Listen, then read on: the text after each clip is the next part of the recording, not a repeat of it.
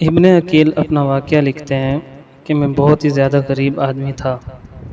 ایک مرتبہ میں نے طواف کرتے ہوئے ایک ہار دیکھا جو بڑا قیمتی تھا۔ میں نے وہ ہار اٹھا لیا۔ میرا نفس چاہتا تھا کہ میں اسے چھپا لوں، لیکن میرا دل کہتا تھا ہرگز نہیں، یہ چوری ہے، بلکہ دیانت داری کا تقاضا یہ ہے کہ جس کا یہ ہار ہے اسے میں واپس کر دوں۔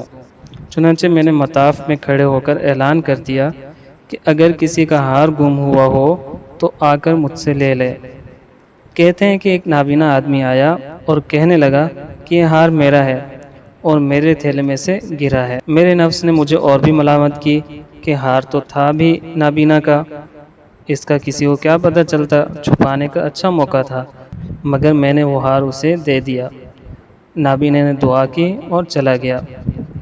کہتے ہیں کہ میں دعائیں بھی مانگتا تھا کہ اے اللہ میرے لیے کوئی رزق کا بندوبست کر دے۔ اللہ کی شان دیکھیں کہ میں وہاں سے حلہ آ گیا۔ یہ ایک بستی کا نام ہے۔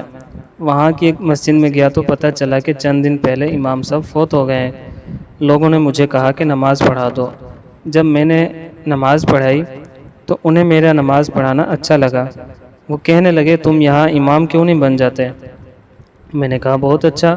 میں نے وہاں امامت کے فرائض سر انجام دینا شروع کر دیے۔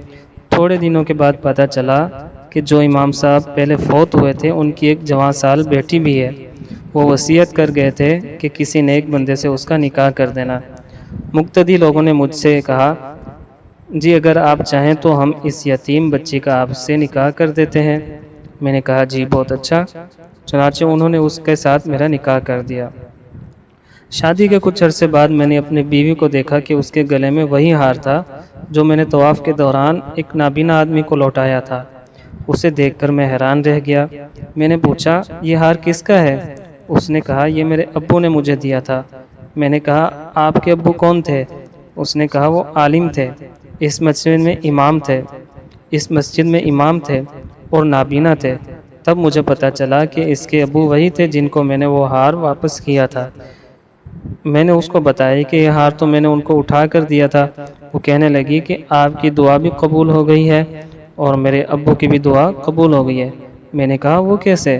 اس نے کہا کہ آپ کی دعا تو اس طرح قبول ہوئی کہ اللہ تعالیٰ نے آپ کو گھر بھی دیا، گھر والی بھی دی اور رزق بھی دیا، اور میرے ابو کی دعا اس طرح قبول ہوئی کہ جب وہ ہار لے کر واپس آئے تو دعا مانگتے تھے کہ اے اللہ ایک امین دیانت دار شخص نے میرا ہار مجھے لوٹایا ہے، اے اللہ ایسا ہی امین شخص میری بیٹی کے لیے خاوند کے طور پر عطا فرما دے۔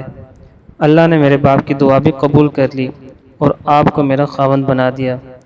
تو مخلص بندے کا کام اللہ تعالیٰ کبھی رکنے نہیں دیتا، اٹکنے نہیں دیتا، بلکہ اس کی کشتی ہمیشہ کنارے لگا دیا کرتا ہے۔